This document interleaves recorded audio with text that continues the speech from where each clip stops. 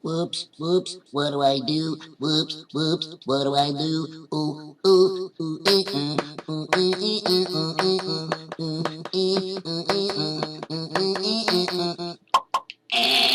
How you doing there, folks? Leighton Schmull here. I had to jump on and do a quick correction video. Something I said in a previous video. I think it was this one here. Something I said that wasn't quite right. Sorry I'm not face-to-face with you on this here video. I just got my hair cut. And for those of you who have watched previous videos, you would know that I don't like to get my hair cut. It is anathema unto me. I have a Samson complex, and am never in the greatest of moods after having had a sharp cutting implement taken to the favorite part of my personal anatomy. And so you got to look at this picture of me as if I'm in shock. You know, kind of like as if somebody just told me Nancy Pelosi got saved. So sorry about this picture. You're just going to have to look at that. Leighton Schmull here, coming to you from FEMA Region number 3. Forgot to say that. Got to say that every time. All right, now. In order to counter my whoops, here's a new phrase for you. Next time you got to correct yourself, just tell somebody you're going to counter your whoops. All right, so in order to counter my whoops, I got to switch gears here. So let's go off to Stellarium and take a look-see. What do you say, Fritzy? Yeah, right.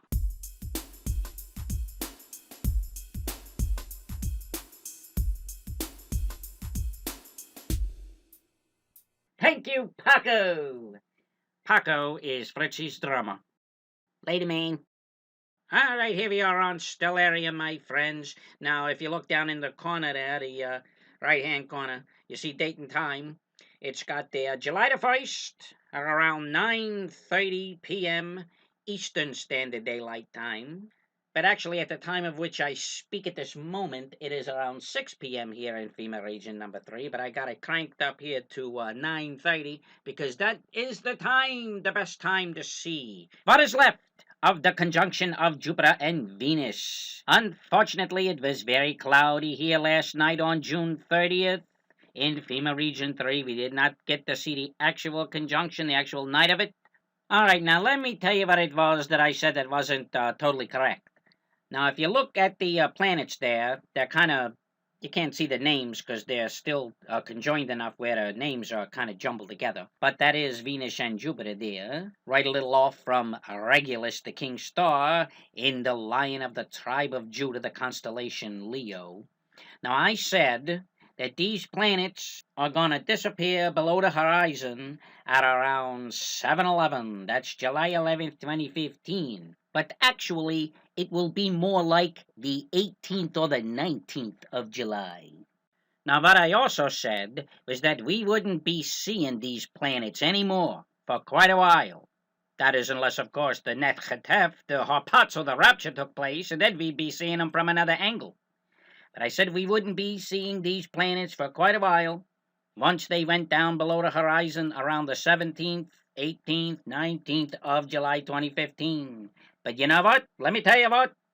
That's not exactly true. If we are here for the high holidays, well, let me show you. Hit it, Paco. Ho ho, here we are, my friends. We're still on Stellarium, but this time we're on the east side. Oh, I'm sorry, that's the west side. All right, we were on the west, now we're on the east. And as you can see, we are around 5:30 a.m. in FEMA Region 3, but we've jumped up to August 23rd, 2015. Now, as I go through the days, keep your eyes right around in here and watch what comes creeping up over the horizon. Ho, ho, look, there's Venus. Oh, and here comes the Moony Vaughn. And right behind Venus is Mars. And look what we've got there.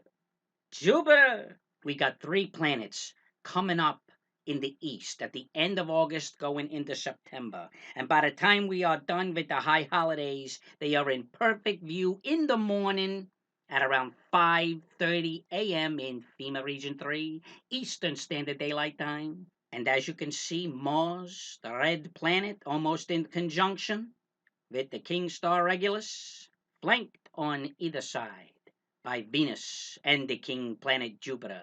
3 planets coming up in the east at the end of August into September. By the time September ends, they are in full view in the morning. And what's that date? 9/28? What? Oh my goodness. Something else happened on that date as well. I wonder what it. I gewollt! Just a few hours prior, the fourth of the blood moons, the supermoon over Jerusalem, just several hours before these three planets come up in the eastern sky. So there you go, my friends. I've counted my whoops. And as you can see, the planets are setting in the west and rising again in the east a little over a month later. So there you go. Now, while we are at it, I think we're going to stay right here on Stellarium and show you some stuff that's going to happen as well within the next month or so.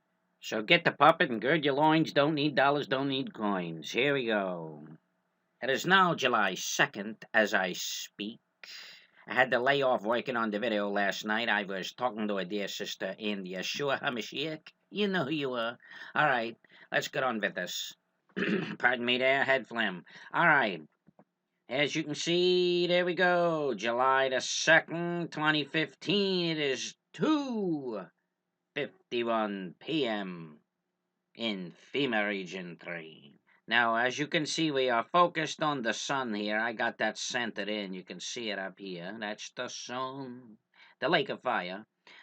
Now, we're just going to go up day by day and see what's happening with the sun and the moon and the stars, the signs in the Shamayim between now and when them planets rise in the east at the end of August. Okay, so we're gonna go. There we go. July the 3rd, July the 4th. Look at that. Independence Day. There's the sun, smack vap in between the twins, Pollux and Castor of the constellation Gemini. Yes, the 4th of July. A lot of chatter out there, folks. A lot of chatter that there might be terror activity in this here country that is now masquerading as the United States of the Americas. It's not the same here anymore. This country's over since them 5 justices imposed their will on the states. July the 4th, 2015, the sun smack vap in between the twins in Gemini. And on the Hebrew calendar, July the 4th is the 17th of Tammuz. Now, what, pray tell, is the 17th of Tammuz? There you go. Let's read that together. 17 Tammuz. It observes 5 calamities that affected the Jewish people. These are, number 1, Moses broke the tablets of stone. And number 2, an idol known as the golden calf was erected. Number 3, the daily sacrifice offerings were discontinued in 423 BC. Number 4, Jerusalem's walls were breached in 69 BC. Number 5, the Roman military leader Apostomus burned a Torah scroll, possibly around 50 AD, just before the Bar Kokhba revolt. There you go, my friends. Our Independence Day here in what is masquerading as the United States of the Americas corresponds with the 17th of Tammuz, a day of mourning for a Jewish people. Let us see what else the 4th of July / the 17th of Tammuz brings to the world as the sun rests smack vap between the twins of Gemini. But we're not done with them twins. Let's continue. From July the 4th to the 5th to the 6th to the 7th to the 8th to the 9th to the 10th to the 11th to the 12th to the 13th to the 14th to the 15th. Ladies and gentlemen, brothers and sisters, and everyone else, look at that.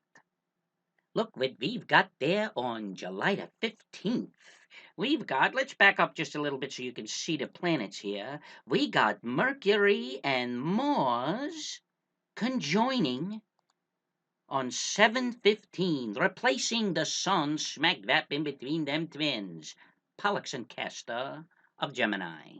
July the 15th. That seems like a familiar date. I wonder what. Oh, yeah. That's the beginning of this. Jade Helm 15. The chatter about this little item has been going on for months now. We'll just have to see what's going to happen with this. But I think there's something more prophetic about these two particular planets smack vap between these two particular twins. Now, when it comes to twins, who do we think of biblically? Oh, yes, sirree. Jacob and Esau. Enemies then, enemies now. So, in light of the fact that we have these two particular planets, Mercury the messenger and Mars, which represents war. Jacob and Esau, what's going on with them lately? Let's take a look-see. War with ISIS. Israel prepares for an attack as militants close in on its borders. Amid Sinai attacks, Netanyahu warns ISIS knocking at Israel's borders. Ho, ho, ho. Ow! You can pop that one again, Fritzy. Ow! I didn't mean it. Yeah. Look at that screen there, people. Something's getting ready to kick up. I think Mr. Bill Salas is getting excited right about now. He's the man that's really into the Psalm 83 war scenario. Check him out on YouTube. He's got plenty of information out there.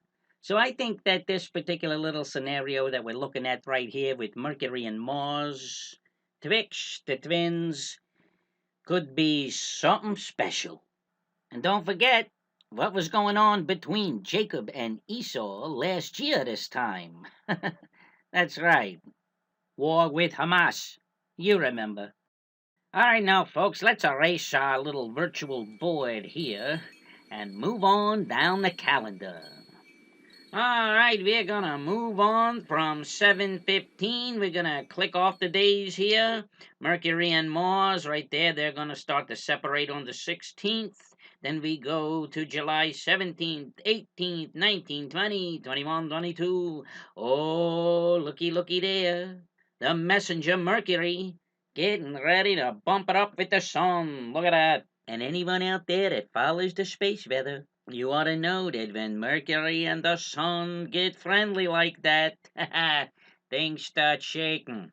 All right, 723, 24, 25, 26. 7/26, 2015. A very special day on the Hebrew calendar. Actually, my friends, what we're talking about begins on July 25th, but ends on the 26th. And while you think about what that date might be, take a look at the king star Regulus, the king planet Jupiter, and Venus, and a nice little pyramid they're making there with each other. Right on a very special day, as I say. 7/26/2015 just happens to be the 9th of Av. What was the 9th of Av, my friends? Let's read it together. It is an annual fast day in Judaism which commemorates the destruction of the first and second temples in Jerusalem and the subsequent exile of the Jews from the land of Israel. The day also commemorates other tragedies which occurred on the same day.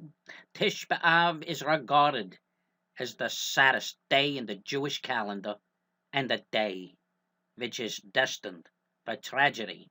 Well, let's see what the 9th of Av of 2015 is going to bring to us, my friends. And I wonder if our little celestial pyramid there portends a tragedy this year for the people of Elohim and his land.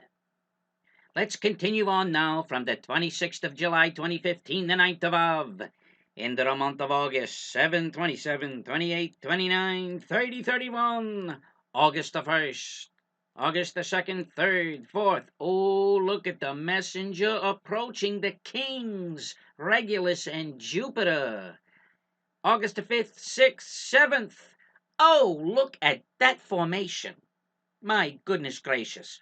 August the 7th, 2015, look at that formation. Mercury the messenger presenting information, perhaps, special information to the kings. The King Star Regulus and the King Star Jupiter. Man, oh man. What is that formation reminiscent of, my friends? Does that remind you of anything? Kind of reminds me of this. Look at there. Been thinking about this place lately. Been there a couple of times. Wouldn't go back, not since they did this. It's a sad thing, folks. I don't know whether Walt would be rolling over in his grave or not. They say he was a Mason. They talk about him being with the Illuminati and all that. I don't know. All I know is that they screwed the place up. Now, there's something else that formation is reminiscent of as well. And it's this. You know what that is? That's the Ebola virus. And that's something? Look at that. Now, I'm not saying that August the 7th or any time around in there that anything's going to happen, with the pestilence or whatever. All I know is that formation is just too much.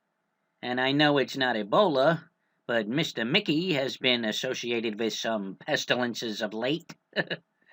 So, who knows? We'll see. The messenger with the two kings. All right, now, we're not going to go too far. We're going to go back to the calendar here. We're going to click along. We're going to go to the 8th. We're going to go to the 9th. We're going to go to the 10th. We're going to go to the 11th. And look at there. We're going to go back to the 9th. I'm sorry, we're going to go back to the 8th. On August the 8th, we begin to see the conjunction of the two kings. The messenger moves away a bit. And by the 11th, the two kings are conjoined. Now, my friends, when I say two kings, I don't mean two kings. I mean one, Yeshua HaMashiach. I'm just saying that these two celestial bodies represent Yeshua.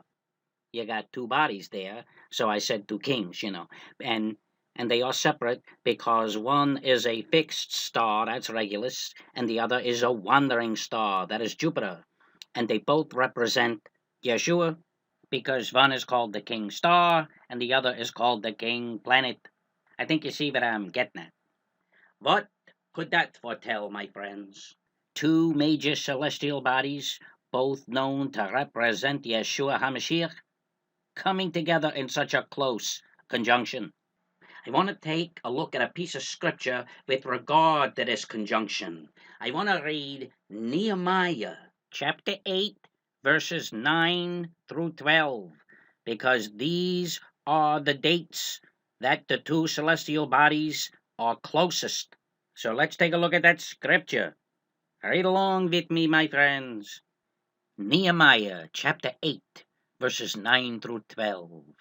And Nehemiah, who was the governor, Ezra the priest and scribe, and the Levites who taught the people, said to all the people, This day is set apart to Yahweh, your Elohim. Do not mourn or weep. For all the people wept when they heard the words of the Torah. Then he said to them, Go your way, eat the fat, drink the sweet, and send portions to those for whom nothing is prepared. For this day is set apart to Yahweh. Do not sorrow, for the joy of Yahweh is your strength. So the Levites quieted all the people, saying, Be still, for this day is set apart. Do not be sad. And all the people went their way to eat and drink, to send portions and rejoice greatly, because they understood the words that were declared to them. Oh my goodness, what a passage. Now let me show you what I read in a commentary from my good old Nelson Study Bible here, my New King Jim. I want to read this to you. Ready? Here it is. All right, listen to this. This is the commentary for verses 9 through 11, and then I'll read the part for 12. All right. Once the people understood the word of Yahweh, they wept. They had heard the high standard of the law and recognized their low standing before Yahweh and were convicted. Nehemiah, Ezra, and the Levites were undoubtedly glad to see the people's conviction. However, they urged the people to stop crying and reminded them that this day was a holy day to Yahweh. Now, what day was this? Why was this day set apart? Why was this day Kodesh? Well, you have to go back to Nehemiah chapter 8, verse 2. And what does it say? Oh my goodness. So Ezra the priest brought the Torah before the assembly of men and women, and all who could hear with understanding. On what? The first day of the seventh month. You know what that was, my friends, the first day of the seventh month? It was Yom Teruah. It was the Feast of Trumpets. My goodness. Now, let me go on with the commentary. It says here that they urged the people to stop crying and reminded them that this day was set apart to Yahweh. The first day of the seventh month was the Feast of Trumpets. It was not a time to weep, but to celebrate. The people were instructed to celebrate the feast with eating, drinking, and sharing. And here's the commentary for verse 12, chapter 8, verse 12. The people went to their houses to eat and drink, to share and rejoice, because they took to heart the words of Nehemiah, Ezra, and the Levites. They went where? They went to their houses. Friends, do you see the implications here? Remember, in my last video, I talked about the fact that Yeshua told the people who would be in the tribulation that they could not go back to their houses, that they had to flee from their houses. Here, where they're talking about the Feast of Trumpets, they are told to go and celebrate in their houses. Brothers and sisters, I sincerely believe that Nehemiah 8, verses 9 through 12 is a foreshadow of the Netkatef, the harpazo, the pre-tribulation rapture. What are the people doing before they, quote unquote, go to their houses? They are in sorrow. And what are we? What are we in right now, friends? Well, I don't know about you, but I groan every day in sorrow while I wait for my bridegroom. All right, so then the people are told that the day is set apart and to have sadness no longer, for it is time to go to your houses to celebrate and rejoice. That sounds like the rapture to me. We go to our houses. The place is prepared for us in the Father's house. The people on the earth going through the tribulation are told by Yeshua that they are not to go to their houses, those earthly dwellings where moth and rust corrupt and destroy. And here is something else to think about. The people in this passage are also told to share. How opposite that is with regard to Yeshua's teaching on the 10 virgins, the wise virgins, the bride, those taken to the Father's house, were not allowed to share their oil with the foolish virgins. Now, friends, everything I've said the Father put on my heart when I saw the King Star Regulus and the King Planet Jupiter, both representative of Yeshua, conjoining in the 8th month between the 9th and 12th days. All I could think about was Nehemiah 8, 9 through 12, and that Feast of Trumpets. It seems to make sense to me. I hope you'll pray about this. All right, moving on. Moving on. Moving on. Moving on. That's right. All right. Now I couldn't think of nothing else to say. All right, brothers and sisters. It appears that the next thing on the celestial agenda occurs 13 days later, on August the 24th. Let's click away here. The 12, 13, 14, 15, 16, 17, 18, 19, 20, 21, 22, 23, 24. Oh my goodness. I don't know what it means. But would you look at it? Looks like Mickey Mouse again. Look at that. The sun. Smack that. Right between the two kings, Regulus and Jupiter. That is nothing short of phenomenal. Look at that beautiful formation. Like I said, I don't know what it means. Could mean an earthquake or two, what with Jupiter so close. But that there looks pretty prophetic to me. And now, my friends, we wrap it up with August's full moon. And not just a full moon, my friends, but the fourth of the 6 super moons of 2015. Did you get that total number? 6. 6 super moons this year. If that's not prophetic, don't get me started. This one's number 4. We're not going to get into numbers 5 and 6. Elohim, in his still small voice, has decided that I take no thought for September, at least for now. Well, that's it, my friends. I certainly didn't expect for a quick whoops video to go quite as deep as this one did, but Elohim determined that it be so. So, before I go, let me say this with regard to your 4th of July. Whatever you do, don't think about these images. No, don't think about these images. Remember instead this place and these people. And most importantly, this man. See you soon, George. And until then,